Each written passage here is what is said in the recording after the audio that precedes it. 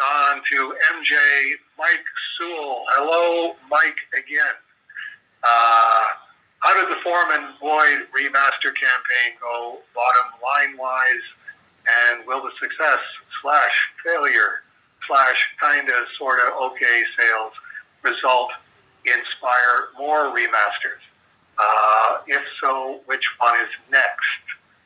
MJ Mike Sewell, your forever fan until I die and my kids go through all my stuff and say, quote, there it is, what's this? Unquote, and sell all my stuff at a yard sale. What was it you said? Let me turn over the page here. Matt says, not great. The last day, yes, to both of those. Sales were, Hard Rock Anaheim will be getting a check for about $4,000 US from Waverly Press for the hardcovers. AV's 50% share. AV is paying Waverly Press $4,000 for the soft covers because it's on the same bill, and my accountant would kill me if I just sort of traded the one for the other. So I sent Dagan a check for $4,000 US today. He'll be sending me a check for $4,000 US. And then Diamond Comics will be paying for the soft covers that they got. And I don't think that's around $4,000, but it's around $3,000 US, something like that, which in Canadian would be about $4,000 or something. It's more, it is something that needs to be done just to keep the remastering process going, to keep the hardcover fans satisfied, because doing them as fast as we can is still incredibly slow, and my level of interest in hardcovers is still zero. So it's not full speed ahead, but it is, yes, as soon as the last day is done, and there's a Kickstarter for the last day, and it's solicited through Diamond as a soft cover, and the hardcover is made available. As soon as that's done, then it will be on to the next remastered book, but probably with something in between that I am interested in, like the 1982 tour book, which Dagan tells me is virtually all done, just needs to be printed and just needs to be slotted in somewhere where we're not overdoing it on selling really expensive stuff to really ardent Cerebus fans. And give your kids my email address, and I'll help Margaret pick up what she doesn't have already. You know, there is a kind of balance to the universe that for every time that the kids go through Dad's most cherished possessions and go, ooh, what's this? And like you say, sell it at a yard sale, or as happened with at least some of Jeff Seiler's artifacts, just took it to the nearest comic store and just took whatever amount of money that they were offering. It helps to keep the stores going. The store gets a nice payday on this because they pay less than they would have to for somebody that knew what they had. They can sell it to somebody who is really ardent on getting it, and will be happy to pay a premium price for it. So it will eventually go for the prices that it should have gone for, but everybody gets a little Merry Christmas in between, which is not to say don't give Matt Dow your email to your kids, his email address, and leave Margaret out of this. But that's possibility. Well, that's every now and then somebody will be like, we'll go on the Facebook group of, I'm downsizing my collection. I have all this. If anybody's interested, and they're giving decent prices for stuff to people that are interested. And I think, it's a great idea to because none of us are getting younger, so having a plan for, what do we do with the service collection when fans start, either I'm dead like Jeff, or just I'm, downsizing my life and I don't need to have 300 comic books and 16 phone books and this and that. It's a good idea. Yeah, that's why I keep throwing it out there. Hey, you can always email a moment of service and we'll find a home for whatever you have, but you gotta let us know you have it. Don't just don't have the plan of, well, the kids will figure it out. Well, yeah, the kids aren't going to care. These are them weird smelling old comical books that Dad kept going, no, those are worth money. And it's like, well, yeah, they would have been worth money if Dad had slabbed them, but he didn't. And if Dad didn't read them all the time, Dad, stop reading your comic books. You're reading them not in mint. Dad, that's my college fund. A 9.8 of some of the white-covered issues are probably going to end up being real rare just because it's a white cover, and white covers don't age well, especially if you're handling them. Right. But I encourage anybody, if you got a collection and you're worried about what's going to happen to it, and especially if you have an artifact type thing, like, here's a letters and sketches from Dave. Hey, the P.O. box address is pretty well known. Just mail it back. Dave will take it. Right. And after. Right.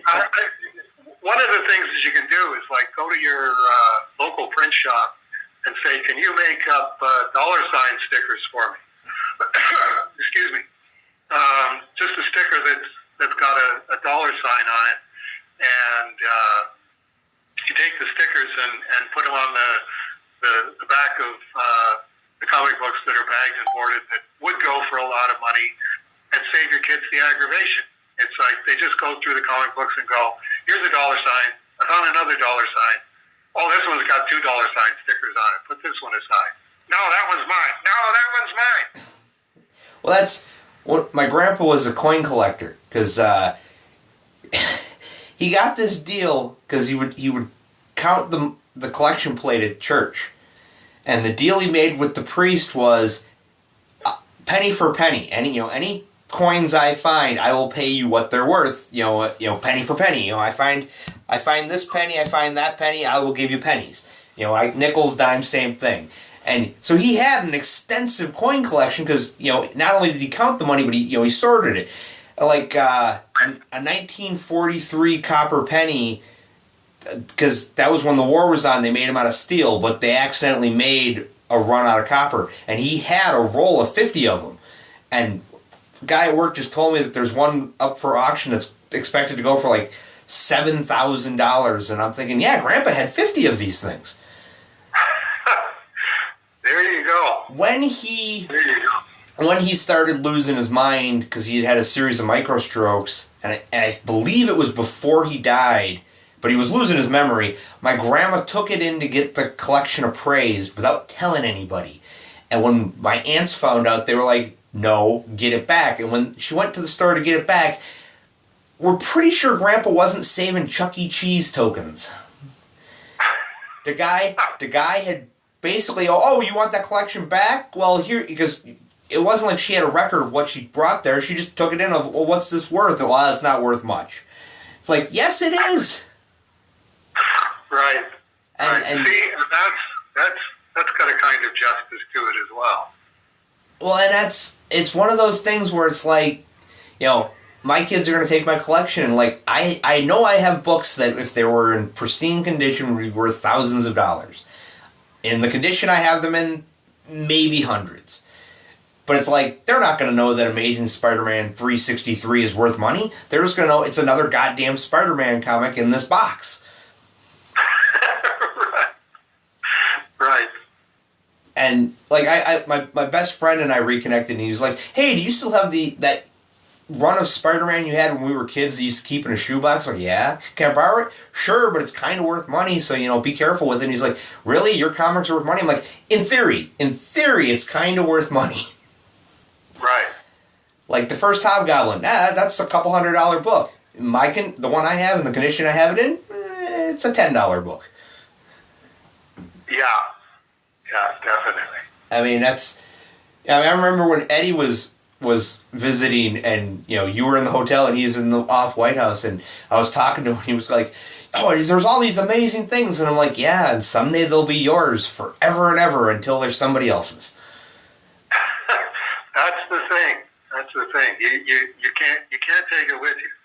When Mike Jones was here, from the guy that's helping Bill and Nadine, Messner Lobes,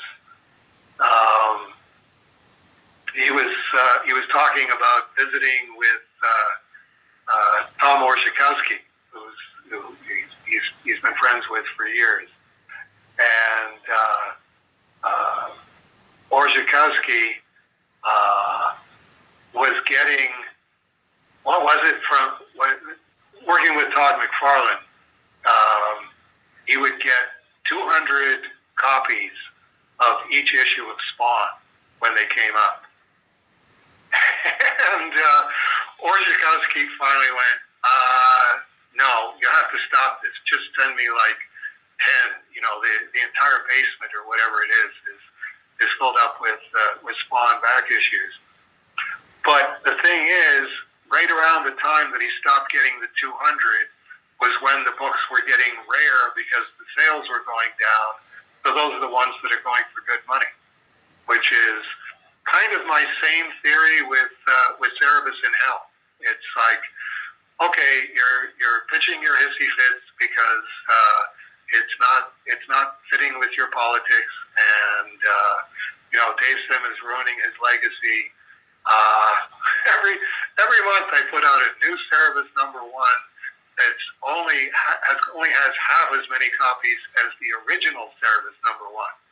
I think that's going to show up in the balance bands somewhere up ahead. Probably not while I'm alive, but it'll be like, you have a complete set of Cerebus in Hell? How in the heck did you find a complete set of Cerebus in Hell? So, and on that note, we're going to wrap this up because I've been fasting all day, so I want to go and eat. Okay, that's fine. So now, let's just clarify: is this for real, the final Please Hold, or are we just messing with Mike? I'm so glad we had this time together, just to have a laugh or sing a song. Seems we just get started, and before you know it, comes the time we have to say, have a good night, Pat. All right, Dave. Maybe next month, maybe not.